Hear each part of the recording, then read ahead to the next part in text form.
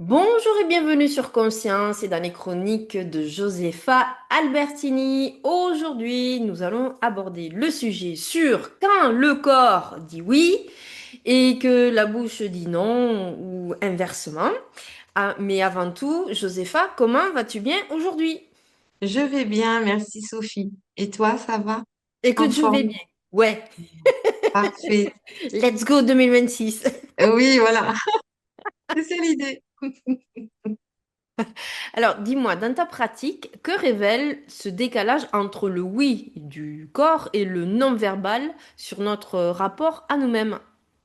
En fait, si tu veux, quand le corps et la parole s'affrontent, eh ben, il s'agit tout simplement de l'écho du soi, hein. Se choisir, c'est un acte de courage qui commence par une écoute attentive des silences de notre corps. Trop souvent, on vit une forme de dualité intérieure, hein, une véritable guerre civile, je dirais, où nos paroles et nos sensations physiques ne parlent plus la même langue. Alors, ce décalage, hein, qu'il soit un renoncement ou même parfois une trahison, hein, de soi, et c'est très révélateur, c'est le révélateur le plus fidèle de notre rapport à nous-mêmes. Parfois, notre être tout entier vibre d'un oui enthousiaste face à une opportunité, un désir ou même une rencontre. C'est le cœur qui s'accélère, une vitalité nouvelle qui transperce ou te traverse plutôt. C'est notre essence, en fait, qui cherche à croître. Et pourtant, de facto, la bouche prononce un non ferme ou alors une excuse polie, détournée, cette envie profonde, en fait.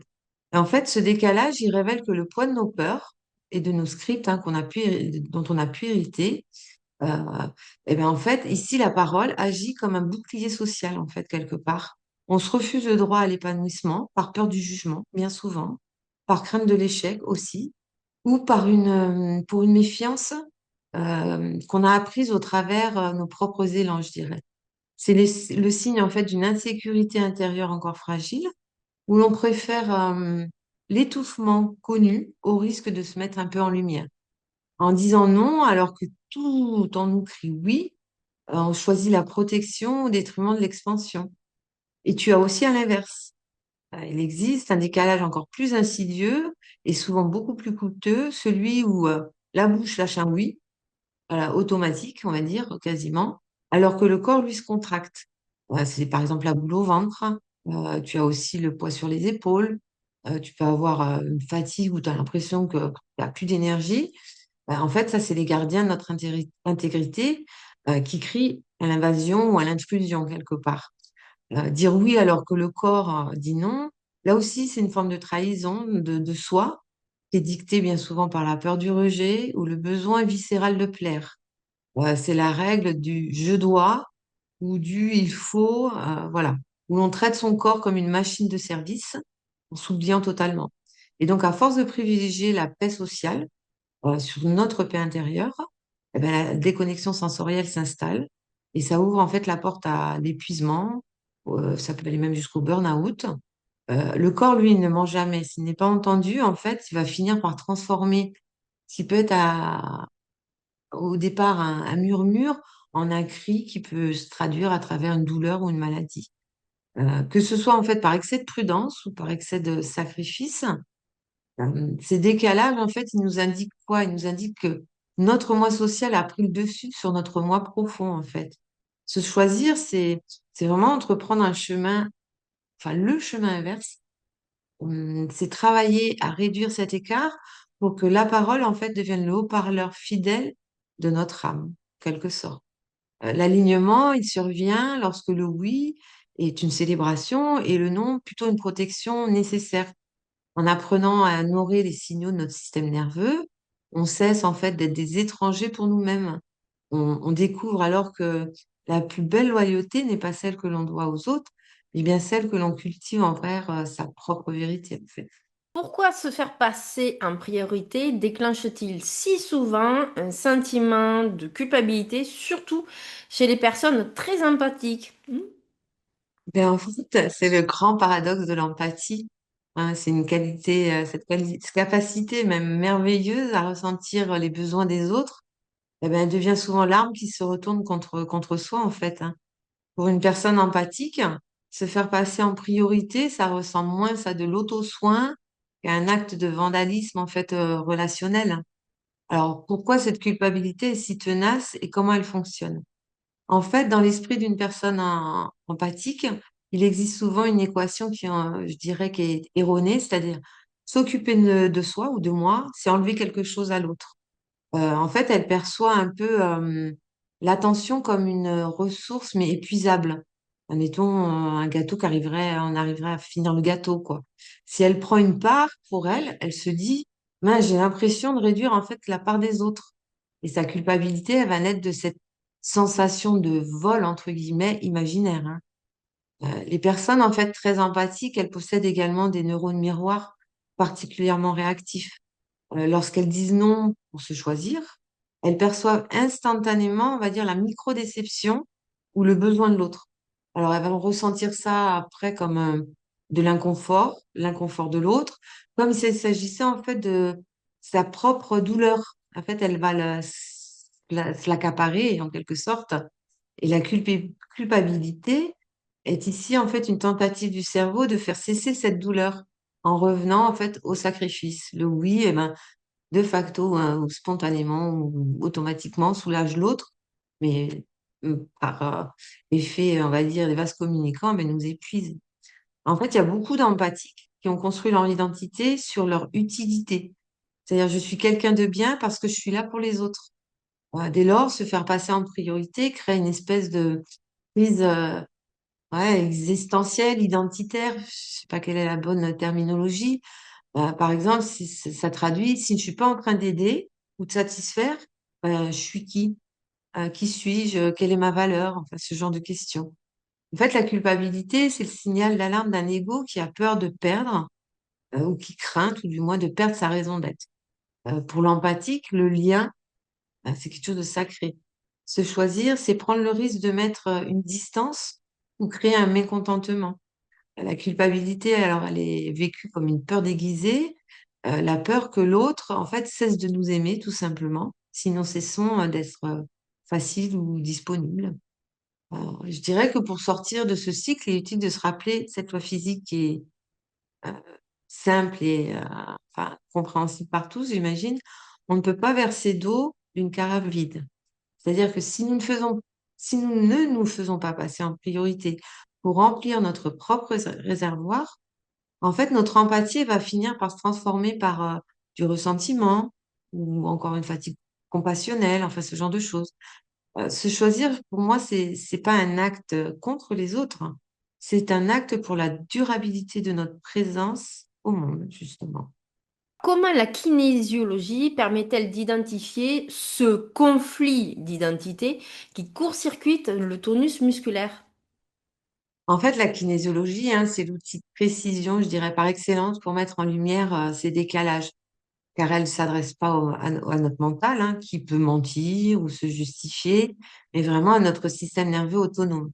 En plus, elle parvient donc à décoder le court-circuit entre notre volonté et notre vérité profonde. Le principe de base repose sur quelque chose de simple, hein, le test musculaire, l'outil phare, hein, le stress affaiblit le tonus musculaire.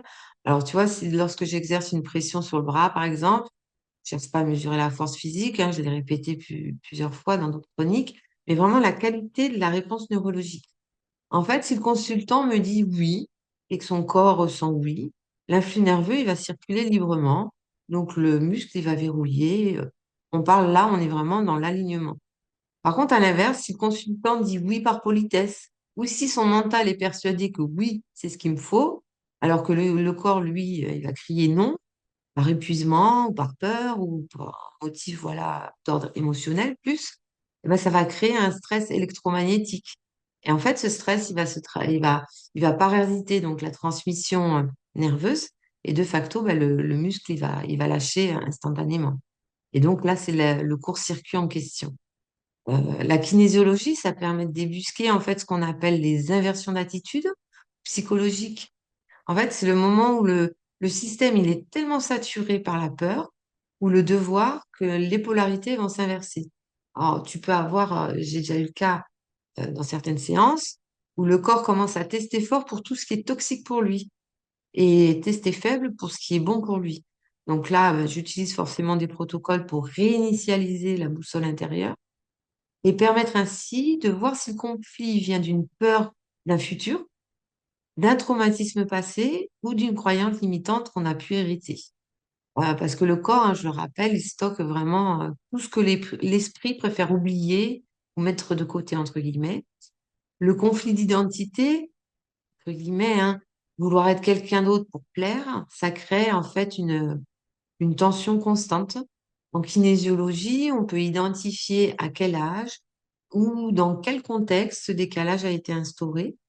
Alors, on ne traite pas seulement le symptôme, la fatigue, le blocage, la charge émotionnelle négative, ce genre de choses. On identifie pourquoi le système a choisi en fait de se déconnecter de ses propres besoins pour survivre à cet événement ou à l'environnement du moment, en quelque sorte. Alors, tu vas me dire, OK, mais pourquoi est-ce que c'est si efficace pour se choisir? Parce que, en fait, c'est l'évidence physique.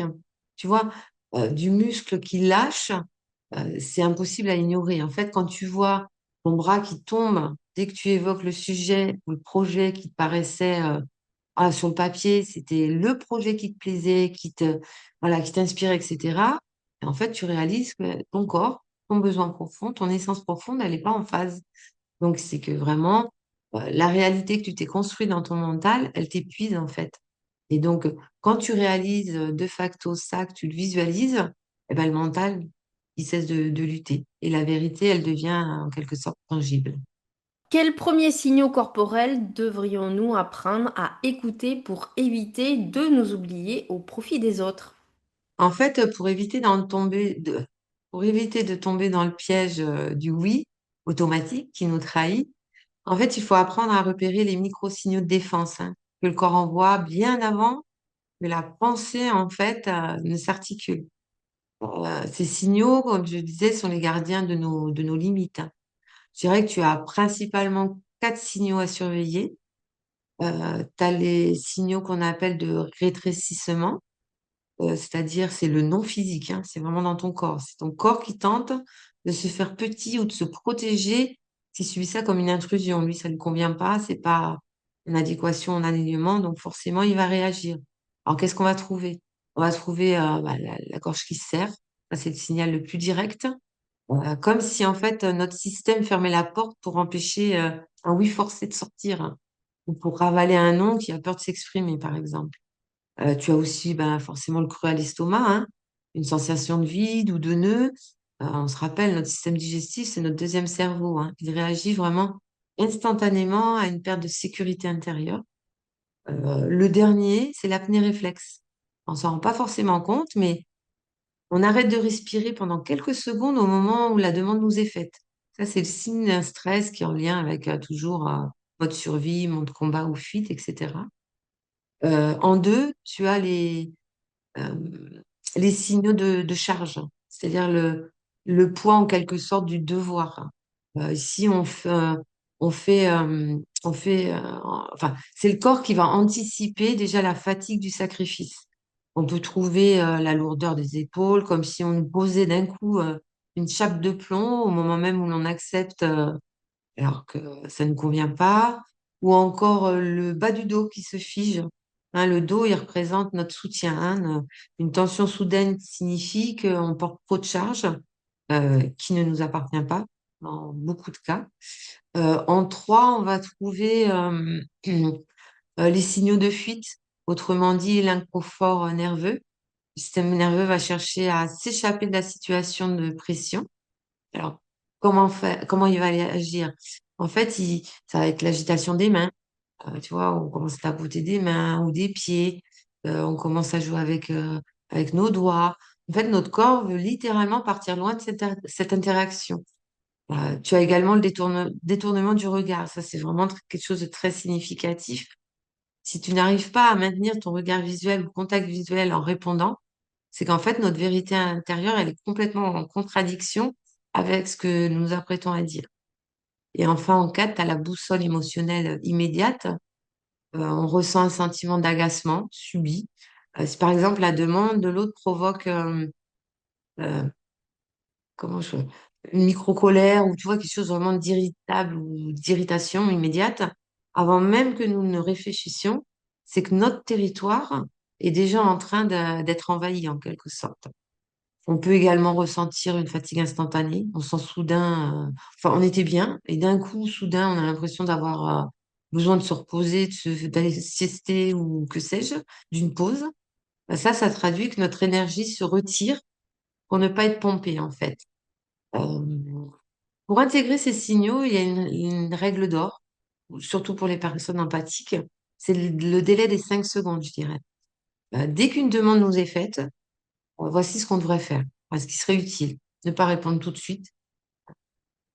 Scanner son corps. Où est-ce que ça se serre? Où est-ce que ça pèse? Si on ressent une tension ou non. Et si on ressent une tension, dans ce cas, idéalement, c'est utiliser une phrase tampon. Euh, Toujours en adéquation au premier point, ne pas répondre tout de suite, dire OK, j'entends, je prends ou je prends note, si c'est dans le domaine professionnel, je vérifie ma dispo, je te dis, je te reviens. Voilà. Donc ça, c'est des techniques qui permettent en fait de débrancher le pilote automatique de la gentillesse pour laisser la place à notre vérité corporelle. En résumé, pour conclure, je dirais que se choisir, c'est pas un acte de retrait du monde, hein. C'est un acte de réalignement profond entre notre vérité intérieure et notre expression sociale. Le décalage entre ce que nous disons et ce que nous ressentons n'est pas une erreur de parcours, mais vraiment un système d'alerte. Si nous ne sommes pas alignés, c'est comme si nous rompions, en fait, en quelque sorte, le contrat de confiance qu'on a avec nous-mêmes.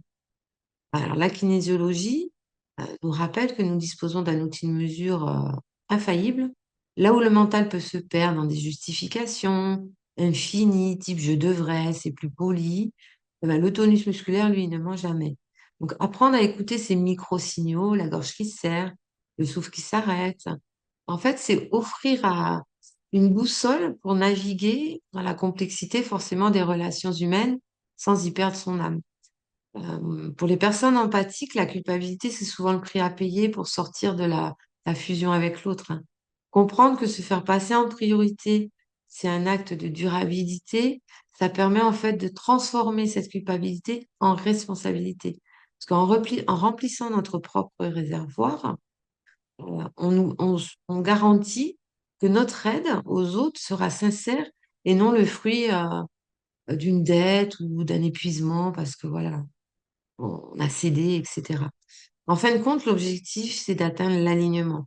C'est cette espèce d'état de grâce où ce que nous ressentons, ce que nous pensons et ce que nous disons ne font plus qu'un. C'est dans cet espace de cohérence que l'on retrouve notre énergie vitale et notre juste place.